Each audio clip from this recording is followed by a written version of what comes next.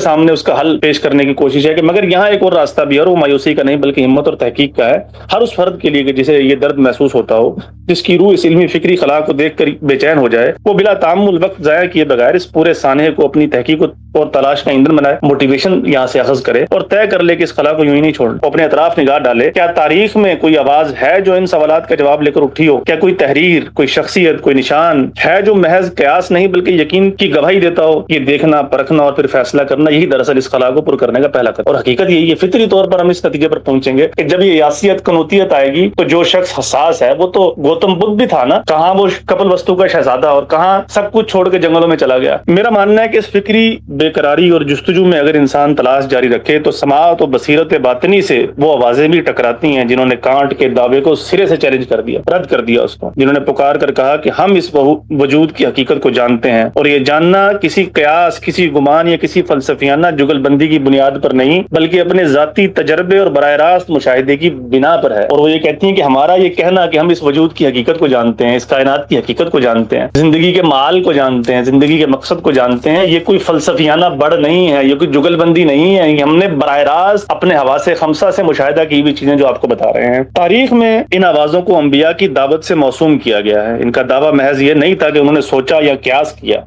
बल्कि ये था कि कायनात की हकीकत, इखलाकी कानून और इंसानी वजूद का मकसद इन्हें एक बुलंदतर मंबा ने बराह रास्त मुनकशिफ किया है। और जो कुछ मुनकशिफ हुआ वो भी कोई पेचीदा फलसफियाना नजरिया न था बल्कि एक सादा फितरी और अफाकी हकीकत थी। यानी इस कायनात को एक आला तरीन हस्ती ने तख्लीक किया है, तमाम इंसान उसकी मखलूक हैं, इस दुनिया में ज़ाब्ता इखलाक उसका वज़ा करदा होगा, मौत के बाद तमाम इंसान इसी ज़ाब्ते की बुनियाद पर उसके सामने जवाब दे होंगे। यानी तारीख में आपको फुटप्रिंट्स मिल जाते हैं उन लोगों के जो इस बात का दावा लेकर उठते हैं। दूसरा पड़ाव क्या है कि उनके दावे को जज करना।